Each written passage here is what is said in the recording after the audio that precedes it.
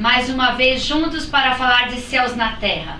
Quando falamos de céus na terra, falamos dos céus abertos, do sobrenatural e realmente um novo tempo estabelecido do Senhor sobre o seu povo, sobre a sua igreja, sobre os ministros que Ele levantou, eu e você posicionados para um novo foco, para um novo movimento e para uma nova proposta.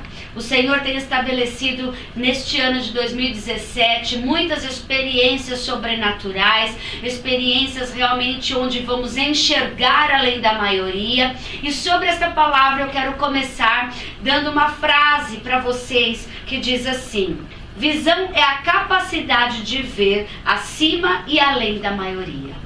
Muitas pessoas acham que elas têm visões, que elas enxergam. Nós muitas vezes enxergamos e as pessoas enxergam aquilo que verdadeiramente elas querem enxergar, naquilo que elas são baseadas a enxergar.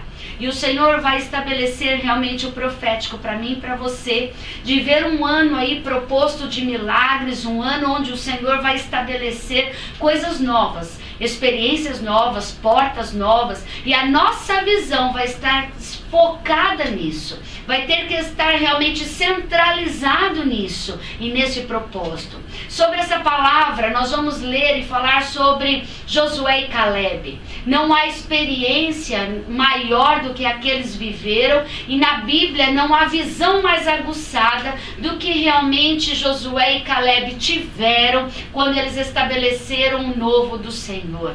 O Senhor diz lá no livro de Números, capítulo 13, vai comigo por favor, e nós vamos ler a partir do versículo 1, que diz assim: e falou o Senhor a Moisés dizendo: envia homens que espiem a terra de Canaã, que eu hei de dar aos filhos de Israel. De cada tribo de seus pais enviareis um homem, sendo cada qual maioral entre eles. Aqui o Senhor deu uma ordem a Moisés para que ele enviasse homens realmente de confiança, homens que pudessem enxergar o novo de Deus, aquilo que Deus enxergava em Canaã. Deus desejava que aqueles 12 espias enxergassem no profético o que havia em Canaã. Hoje o Senhor está fazendo comigo e com você a mesma coisa. Deus já enxerga um cenário, Deus já enxerga a nossa vitória, Deus já enxerga a vitória dos filhos de Deus,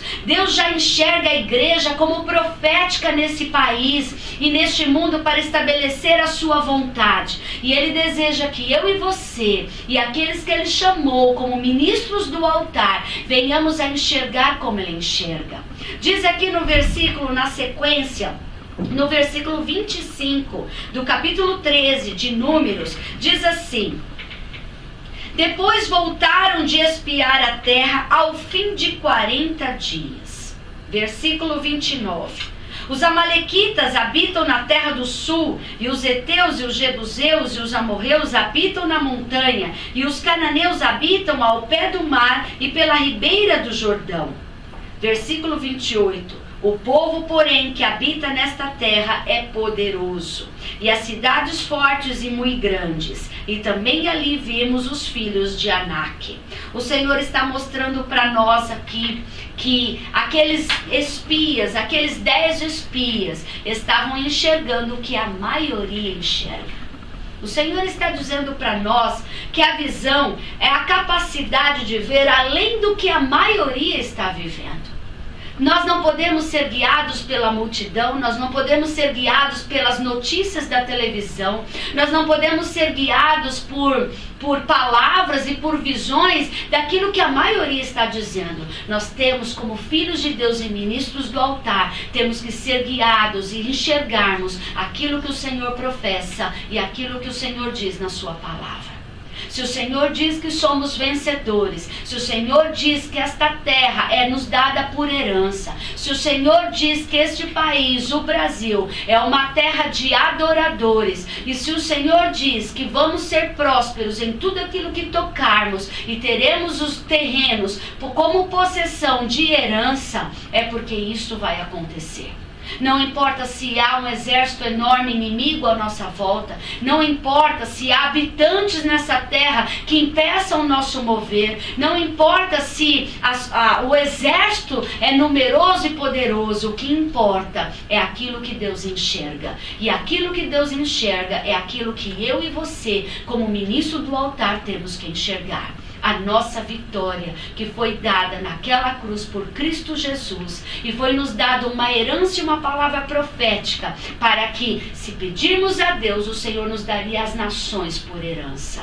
Diz aqui na sequência, no versículo 30: então Caleb fez calar o povo perante Moisés e disse: subamos animosamente, possuamo-la em herança, porque certamente prevaleceremos contra ela. No capítulo 14, no versículo 7 até o versículo 9, diz assim: e falaram a toda a congregação dos filhos de Israel, dizendo: a terra pelo meio da qual passamos a espiar é terra muito boa. Se o Senhor se agradar de nós, então nos porá nessa terra, e nola dará a terra que mana leite e mel. Então somente não sejais rebeldes contra o Senhor, e não temais o povo desta terra, porquanto são eles nosso pão.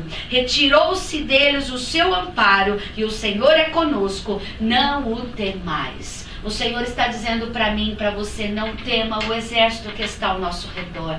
Não tema as más notícias. Não tema aquilo que o homem maquina contra este país ou contra as situações deste lugar. Não se intente com pensamentos de tristeza, de desânimo, mas se levante, ministro do altar. Não olhe para as dificuldades do seu dia a dia, mas olhe para aquilo que o Senhor te prometeu.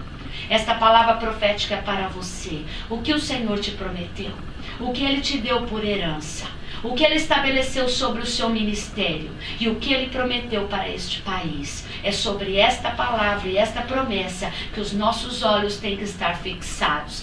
Paulo disse: prossigo para o alvo, para o prêmio da soberana presença e figura de Jesus Cristo. É nela que nós temos que nos apossar e é nela que temos que nos basear. E nisso eu profetizo agora, em nome de Jesus, que toda a nossa visão espiritual seja agora centralizada e fixada nas promessas do Senhor, naquilo que Ele estabeleceu, naquilo que Ele prometeu. Como Josué e Caleb levantou o povo e disse: vamos possuir essa terra, porque essa terra é nos dada por herança. Eu também te levanto e te desafio a enxergar além da maioria, fazer a diferença como ministro do altar, profetizar a palavra do Senhor e não olhar para as circunstâncias e para as más notícias. Um ano de milagres, um ano onde os céus na terra se estabelecerão sobre o seu ministério e a sua vida. Um ano onde o profético será real, será palpável, não mais será ridicularizado, mas será palpável. Se levantará não somente o apostólico, mas o profético,